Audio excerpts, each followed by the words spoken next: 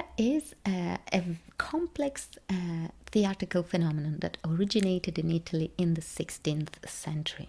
It flourished throughout Europe for a century and changed and adapted to the demands and the taste of different audiences in different places and in different historical periods. Because Commedia, or at least the golden age of Commedia, is considered approximately, it lasted for approximately 200 years, which is quite a long period of time. So we can assume that Commedia changed through time, not only in the different places, but also through time in the different centuries. Often, Commedia dell'arte is described as a popular form of outdoor street theatre based on improvisation between masked characters. This is partly true, but not accurate. This definition is a bit too superficial to explain the complexity of Commedia dell'arte, its longevity, and the massive impact it had on the development of European theatre. And I mention this because Commedia is not only an outdoor form of theatre, it's not only based on improvisation, and is not only masked. And we're going to see each of these elements. First of all, Commedia is, with Commedia dell'arte, we have a merging, a meeting of popular culture and high culture. I would say that it's what I describe as a fertile and exciting moment of reconciliation between opposites. In a sense, yes, the popular tradition and orality is incredibly important. So we're talking about mimes, storytellers, clowns, acrobats, street performers, but also literature.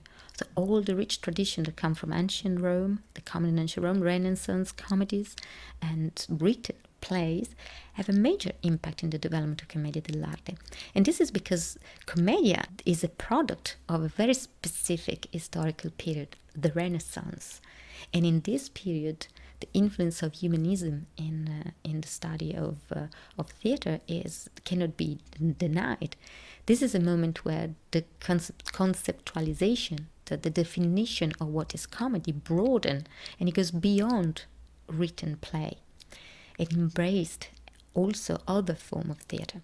So in a sense, we have a two-way, a dialogue and a two-way cross-fertilization between orality and the popular tradition, popular comedy and tradition of theatre.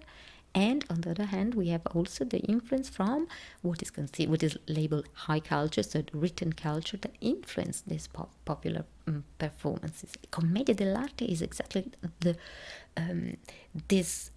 result of this. In a sense, is the best, I would say, example and representation of the meeting of these two cultures, like seeing two rivers that merge and they create a big, powerful new river. Let's see what are Commedia dell'arte main features that represent this merging of two rivers, merging of two cultures. First of all, Commedia was performed both indoor and outdoor. So it's a misconception to believe that Commedia was performed only in streets and piazzas, so in squares. Commedia was masked and unmasked. We can see from the scenarios that there are masked characters and unmasked characters. It utilized linear narrative as well as episodic narrative. Commedia has a simple structure, in a sense. The scenarios of Commedia has the traditional structure in 3 acts, often with a prologue and an epilogue, and also moments that are completely self-contained, independent. Those are the lazzi, and there are many lazzi throughout a performance of Commedia dell'arte. Commedia was both written and improvised. This is another element that often I find improvisation and the importance given to improvisation is a bit misunderstood, I find, nowadays when we talk about Commedia dell'arte. It's undeniable that the performers of Commedia were really skilled in taking advantage of the moment and improvise with the audience and adapting to the specific situation, so the specific country, the specific socio-political situation, and they had to be able to adapt to this the different places and demands of the audiences. However, we also have documentation that proved that commedianti were working a lot with written materials. Written material of various kinds, dialogues, soliloquies, poetry, speeches of different kinds. So we know for certain that there was a big element of commedia that was written and was rehearsed, so the actors knew it very well. So it was a heavy improvisation, yes, within a very solid structure. And we will discuss that again a bit later on in depth. Commedia integrates both poetry and obscenity. So, on one hand, from the tradition of literature, it integrates lyrical moments and poetic moments, especially in the dialogues of the lovers, but also obscenities and other elements present in the performances of Commedia dell'arte. Let's see now what are the performative qualities that are particularly relevant to contemporary performance.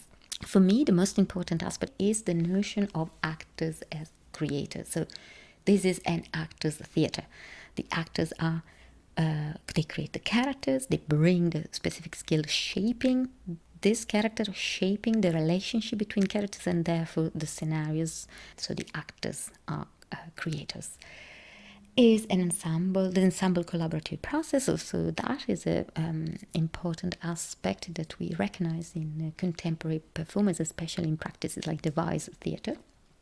Improvisation, as I said, is very important, doesn't have to be overestimated, but is significantly important in Commedia dell'arte, and playfulness. The body as a medium of expression, and then we go back to Flaminia Scala quotes, that gestures can be more powerful than words. Obviously, in Commedia, there is a curiosity and a deep exploration of the grotesque and the absurd, and a very important aspect of Commedia is the audience interaction. The notion of fourth wall didn't exist, so everything was performed for and with, in a sense, with the audience. And you will see, if you go and look at the practical videos on Commedia dell'arte, I mention a very important technique called il colpo di maschera, and the clocking. And clocking implies also clocking the audience and making a clear clear connection, clear eye contact with the audience, and there's always this channel is always open, always performed for and with your audience. And the richness of Commedia is also in a mixing of codes, the stylistic promiscuity, the integration of parody, of satire, of irony. So this comes obviously from this rich tradition of popular culture, this openness to integration of many different stylistic codes. And as I mentioned before, we have this also strong influence of literature or poetry or written plays that brings different registers as well. And interdisciplinarity, Commedia utilizes dances, mime, music, singing. Really, the actors were extremely versatile, great actors in terms of ability, their physical abilities, great actors because of the use of words, of text, of the flexibility and their ability to perform in different places with different languages, different accents, different dialects. And also, often they were, writers themselves, but also musicians and singers and dancers.